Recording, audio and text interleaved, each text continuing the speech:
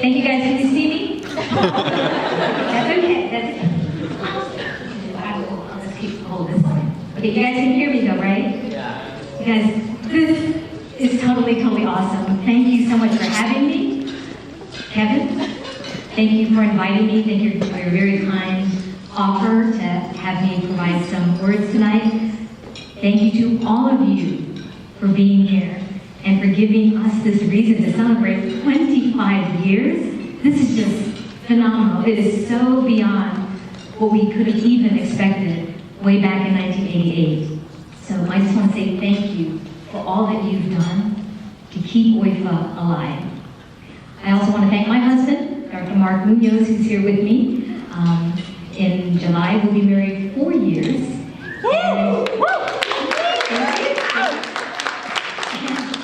He actually is developing a Wahoo heart, so he is learning a lot about the lingo, the Browns, Thomas Jefferson, and he knows that whenever we are remotely close to traveling past Charlottesville, we've got to do a quick drive-by by Central Grounds. So I love my husband, and he's been following me and supporting me all my way. And I also want to thank my parents, Dr. Oleli Romero and Deacon Chris Romero, who truly have been guiding me, loving me, and supporting me pretty much all my life. And all of you I know can relate to that. So they are back home in Virginia Beach, and they're always in my prayers. And I really want to thank the founding members of OIFA. And you guys probably have more history of this from the documentation, with Roderick Bello, Dr. Ron LeBougan, Lynn Tolentino, Sabrina Gonzaga, Elias Voses, and Jocelyn Montana. And there were a few others who straggled behind, but those were really the key. So the big question is, why did we start OIFA in the first place?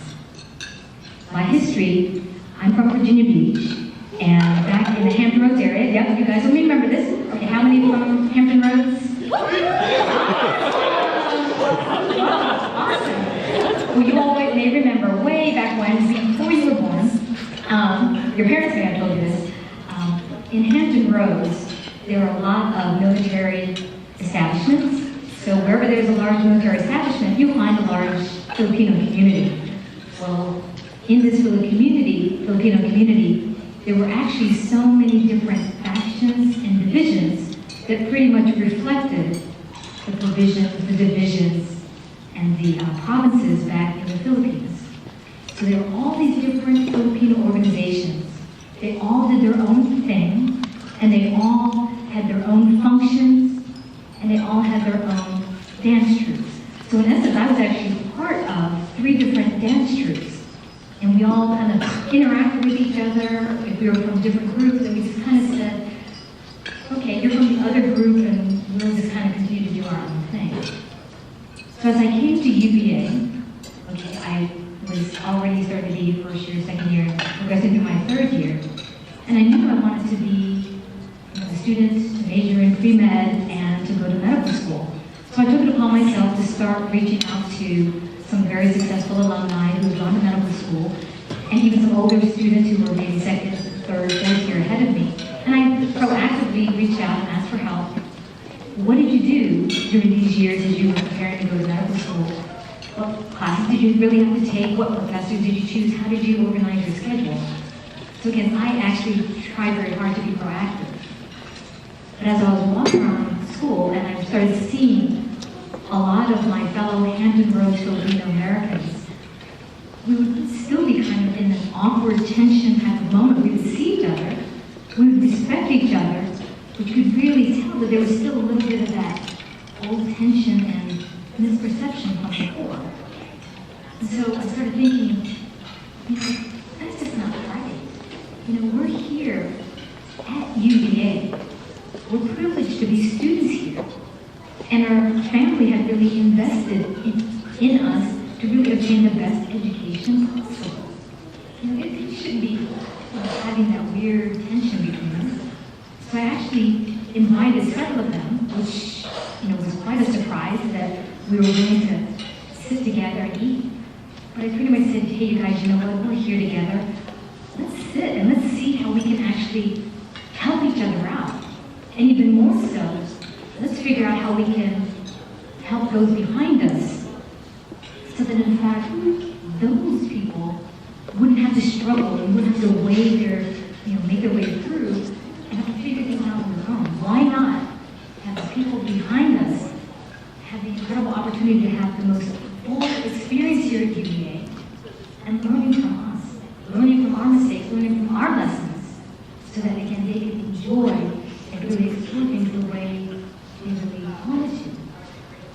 As we sat down together, we started realizing that we had an incredible opportunity to be resources for each other, to be mentors, to be guides, but also to be a support group, to be a social network, to be people who could have a trusted environment to share challenges and struggles. And who better than other fellow second-generation Filipino Americans who knew what it was like to grow up in a family where the parents spoke Tagalog and you were speaking English, or you ate certain foods that your friends really didn't, or had parental expectations that others really didn't experience. You had your own personal expectations to achieve way more because you wanted to please your parents, and then dealing with challenges because here you are at a great university starting to be exposed to so many different experiences and opportunities that as you're kind of trying to figure out, should I do that, should I do that? But perhaps your parents may not have heard of a particular activity before or didn't recognize something because they didn't hear about it before. How did you as a student really make your way through all that? And we gathered together and said, you know what, why not be there for each other? Why not be there to help each other get through those challenges? And why not be there to simply do the best we could? We were Virginia students who simply wanted to do the best that we could. So we ended up starting the Organization of Young Filipino Americans, and we recognized that you didn't have to just be Filipino to want to be part of our organization. If you wanted to appreciate being Filipino or appreciate our culture, you could join our group, and that's what ended up happening. So what did OIFA become?